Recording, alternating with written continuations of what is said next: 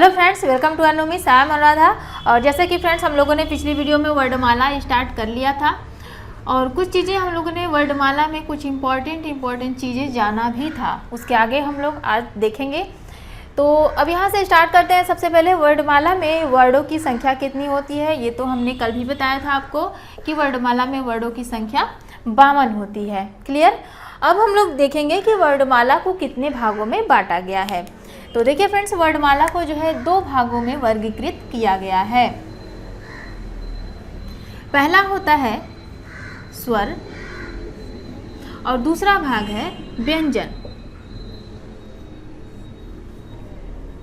अब हम लोग स्वर और व्यंजन के बारे में एक एक करके देखेंगे। सबसे पहले यहाँ पर जो मेन पॉइंट है उसको कंपेयर करके हम लोग देख लेते हैं।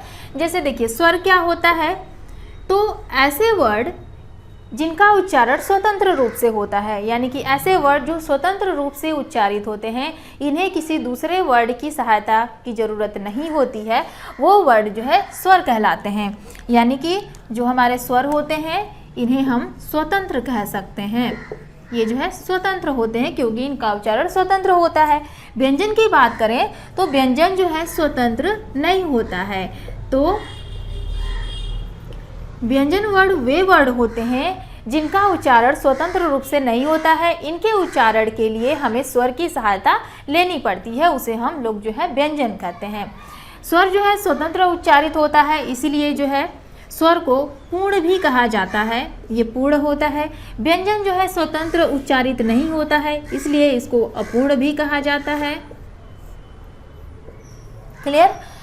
अगला पॉइंट है स्वर में जो है कितनी मात्राएं होती हैं। तो स्वर में मात्राओं की संख्या होती है, मात्राएं होती है कितनी, 10। 10 मात्राएं कौन कौन सी होती है, तो इसमें जो है आ से लेकर के औ तक ये जो स्वर हैं इनकी मात्राएं होती है।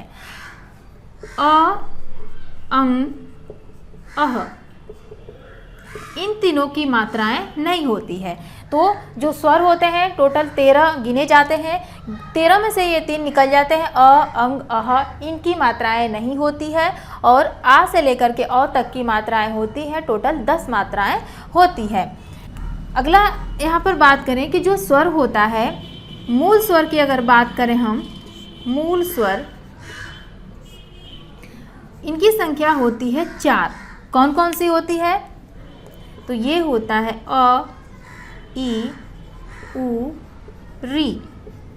ये मूल स्वर होते हैं, यानी कि ये स्वतंत्र स्वर होते हैं। अभी हमने बताया कि स्वर जो है स्वतंत्र होते हैं।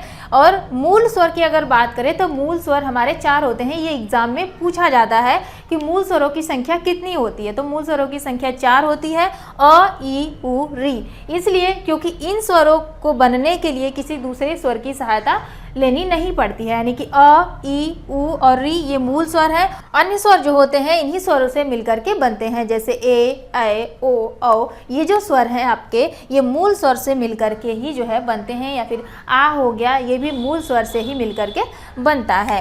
नेक्स्ट पॉइंट की बात करें इसमें कि स्वरों की संख्या कितनी होती है, स्वर कितने होते हैं, तो यहाँ पर हमारा आंसर हो जाएगा 11। ये चीज़ ध्यान दीजिएगा, बहुत बच्चे यहाँ पर कंफ्यूज हो जाते हैं कि स्वरों की संख्या कितनी होती है, 10 होती है, 11 होती है, 13 होती है। तो देखिए 10 तो हमारी मात्राएं होती हैं, 11 हमारे जो है स्वर होते हैं। अगर पूछता है कि टोटल स्वर, कुल स्वर कितने होते हैं, तो कुल स्वरों की संख्या हो जाती है 13। 13 कैसे, अगर कुल स्वर पूछता है तो कुल स्वर हो जाएगा 13।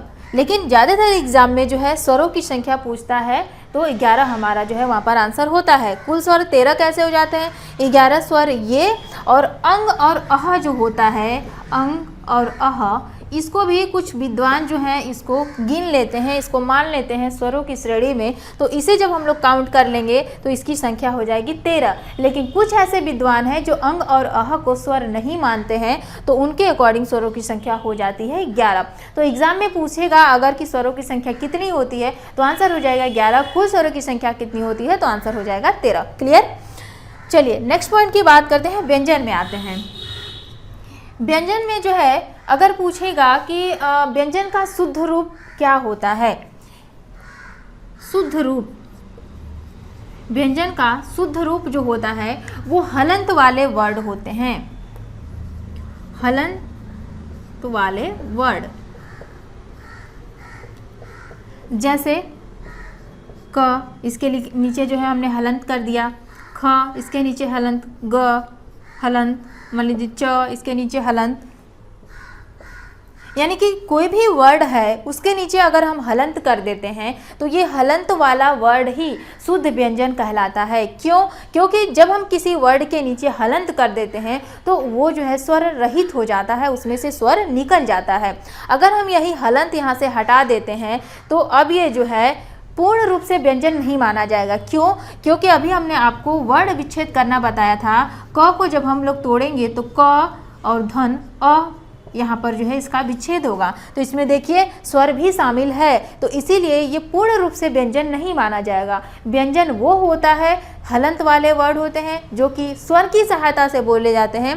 तो शुद्ध व्यंजन की अगर बात करें तो जो हलंत वाले वर्ड होते हैं वो शुद्ध व्यंजन कहलाते हैं। और ये एग्ज़ाम में भी पूछा जाता है कि शुद्ध व्यंजन जो है वो कौन से होते हैं, तो हलंत वाले वर्ड जो होते हैं वो शुद्ध व्यंजन होते हैं।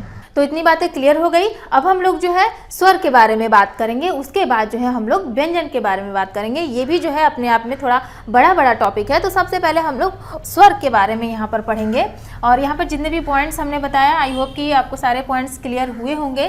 देखिए स्वर के बारे में अगर हम बात करें तो अब हम लोग जो है स्वर के विभाजन देखेंगे कि स्वर को किस तरीके से विभाजित किया गया है। तो इसे भी जो है अलग अलग कैटेगरी वाइज जो है विभाजित किया गया है। तो सबसे पहले हम लोग देखेंगे कि उच्चारण के समय के आधार पर, यानी कि मात्रा काल के आधार पर स्वर के कितने भेद होते हैं। यानी कि उच्चारण समय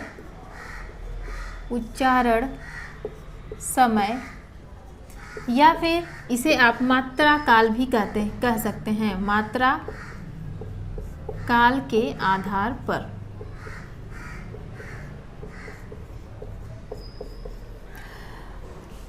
मात्रा काल के आधार पर स्वर को जो है 3 भागों में बांटा गया है।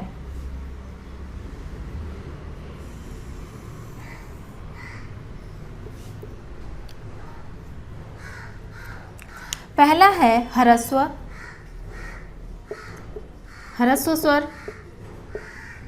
दूसरा है दीर्घ स्वर,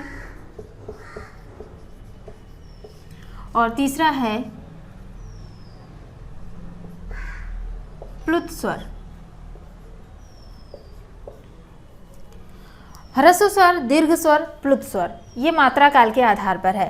ह्रस्व स्वर में वे वर्ड आते हैं जिनके उच्चारण में कम समय लगता है, यानी कि जो ह्रस्व स्वर होते हैं इनमें समय जो है, यानी कि उनके उच्चारण में समय कम लगता है। दीर्घ स्वर की बात करें तो इनके उच्चारण में समय ह्रस्व स्वर के अपेक्षा अधिक लगता है। प्लुत स्वर की बात करें तो प्लुत स्वर के वर्ड के उच्चारण में जो है जो समय लगता है ये समय सर्वाधिक लगता है, यानी कि सबसे अधिक लगता है। ह्रस्व से भी अधिक और दीर्घ से भी अधिक समय लगता है हमारा प्लुत स्वर में।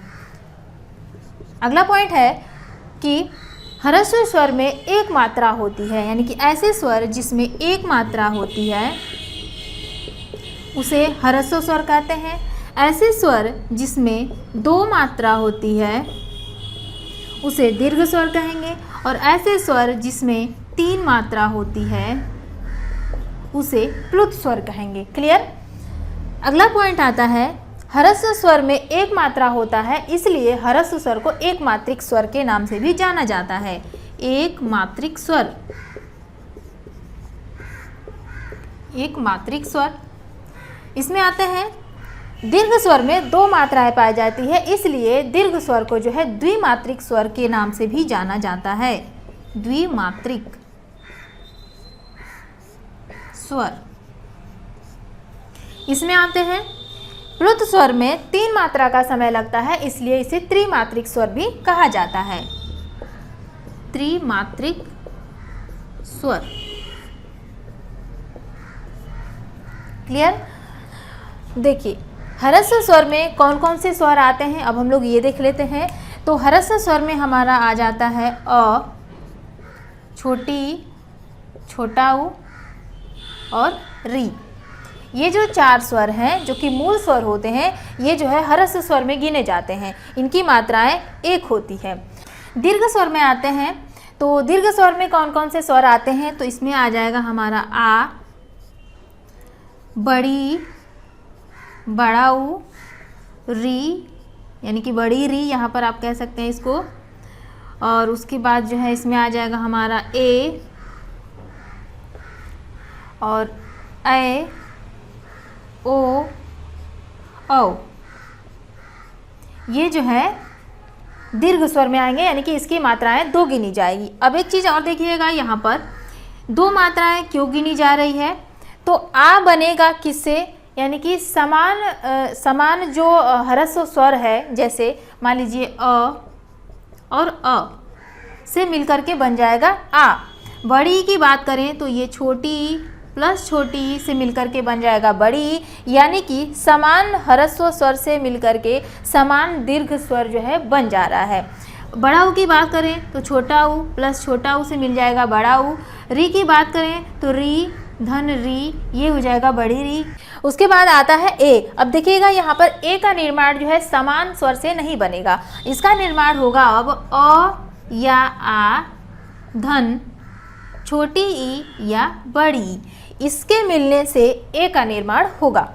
ए की बात करें तो इसका निर्माण हो जाएगा अ या आ धन ए या फिर ए, इससे बन जाएगा ए।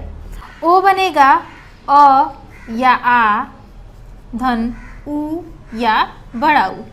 औ बनेगा अ या आ धन ओ या औ से। तो देखिए ये चीज़ें भी याद करने वाली चीज़ है। इससे भी जो है क्वेश्चन कभी कभी बन जाता है। क्वेश्चन कहाँ से बन जाए इसकी कोई भी गारंटी नहीं हो सकती है। तो हर चीज़ें जो है आपको बिल्कुल समझते चलना है, और मैंने पूरी कोशिश की है कि आपको हर चीज़ें जो है बिल्कुल समझ में आए। तो यहाँ पर देखिए कि आ बड़ी बड़ा ऊ री, ये जो है समान ह्रस्व स्वर से समान दीर्घ स्वर बन रहा है। क्लियर। और यहाँ से ए ओ औ, ये जो है समान ह्रस्व स्वर नहीं मिल रहा है, असमान स्वरों के मिलने से जो है यहाँ पर जो है असमान स्वर बन रहा है। जैसे ए का निर्माण हो जाएगा अ या आ धन छोटी या फिर बड़ी, इस तरीके से ए का निर्माण हो जाएगा। इसी तरीके से ए ओ औ का भी जो है निर्माण हो जाएगा। ये हो जाता है हमारा दीर्घ स्वर। आगे आते हैं त्रिमात्रिक स्वर की बात करते हैं, यानी कि प्लुत स्वर में क्या क्या आएगा। तो प्लुत स्वर में जैसे मान लीजिए कि हमने लिखा आ, और आ के बाद जो है यहाँ पर आपने देखा होगा एस के आकार का जो है लिखा रहता है। तो इसका मतलब ये होता है कि ये जो है प्लुत स्वर होता है, इसमें 3 मात्रा का समय लगता है, या फिर कहीं कहीं पर कोई वर्ड लिख करके और आगे जो है 3 लिख दिया जाता है। तो उसका मतलब ये होता है कि उसमें जो है 3 मात्रा का समय लग रहा है, तो वो जो है प्लुत स्वर में आता है। एक और इसका शब्द होता है ओम। ओम ये जो शब्द होता है ये हमारा प्लुत शब्द होता है। तो ये भी एग्जाम में पूछ देता है, और मात्र यही एक शब्द बचा है जो है प्लुत स्वर का जो है शब्द होता है। तो ये जो है इसमें प्लुत स्वर होता है। तो इस तरीके से कहने का मतलब कि जब भी कोई वर्ड लिख करके आगे इस तरीके का एस के आकार का सिंबल बन जाए, एस वाला सिंबल, या फिर 3 लिख दिया जाए, तो उसको पहचान लेना बहुत ईजी है। प्लुत स्वर को जो है हम लोग पहचान लेते हैं। तो आई होप कि आपको ह्रस्व स्वर, दीर्घ स्वर और प्लुत स्वर जो है ये क्लियर हो गया होगा। एक और पॉइंट यहाँ पर नोट कर लीजिए कि छंद की भाषा में ह्रस्व स्वर को लघु कहा जाता है, और छंद की भाषा में दीर्घ स्वर को क्या कहा जाता है, तो इसको गुरु कहा जाता है। और लघु का मतलब होता है 1 मात्रा, और गुरु का मतलब होता है 2 मात्रा। यानी कि छंद में जो है जब हम मात्राएं काउंट करते हैं, गिनते हैं, तो वहाँ पर जब ह्रस्व स्वर आएगा तो उसको लघु कहेंगे, और लघु के लिए हम लोग 1 मात्रा गिनेंगे, और जब वहाँ पर जो है दीर्घ स्वर आएगा तो वहाँ पर गुरु हो जाएगा, और गुरु के लिए जो है वहाँ पर हम लोग 2 जो है मात्रा गिनते हैं। तो क्लियर हो गया ये सारी चीज़ें। अब हम लोग आगे बढ़ते हैं, और एक और चीज़ यहाँ पर हम लोग देखते हैं जैसे यहाँ पर तो सारे के सारे स्वर जो है हो गए, आप देख रहे हैं अ से लेकर के अ तक हो गए। 2 स्वर और अभी बच रहा है, यानी कि 2 वर्ड और बच रहे हैं। कौन कौन सा? अंग और अह। ये आप सोच रहे होंगे कि अंग और अह कहाँ गया, उसको कहाँ पर जो है हम लोग रखेंगे। तो देखिए यहीं पर हम लोग समझ लेते हैं उसको भी। एक होता है अयोग वाह।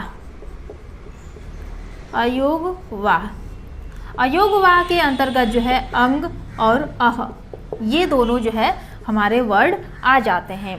अयोग वाह जो होता है ये न तो स्वर होता है और न ही जो है हमारा व्यंजन होता है, यानी कि इसे न स्वर की कैटेगरी में रखा जाता है न व्यंजन की कैटेगरी में रखा जाता है, लेकिन ये जो है स्वरों की सहायता से चलते हैं। जैसे यहाँ पर आप देख रहे हैं कि अंग जो ये ऊपर वाला है इसे अनुस्वार भी कहते हैं, इसे हम कहते हैं अनुस्वार। ये जो है स्वर की सहायता से चल रहा है। और यहाँ पर ये जो है दो बिंदी, इसको हम लोग विसर्ग कहते हैं।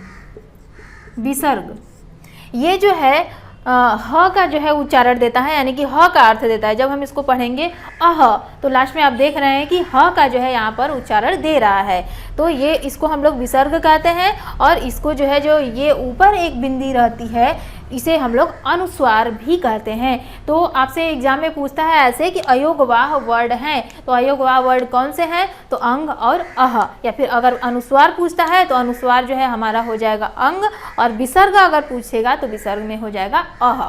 ठीक है, तो यहाँ पर हम लोगों ने सारे स्वर को विभाजित कर दिया कि किसमें कौन कौन से स्वर रखे जाते हैं।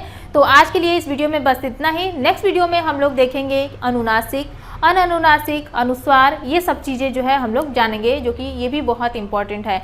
तो फ्रेंड्स, उम्मीद करते हैं कि आपको आज की वीडियो पसंद आई होगी। वीडियो पसंद आए तो वीडियो को लाइक कीजिए, शेयर कीजिए और चैनल को सब्सक्राइब कीजिए। मिलते हैं नेक्स्ट वीडियो में। Thanks for watching.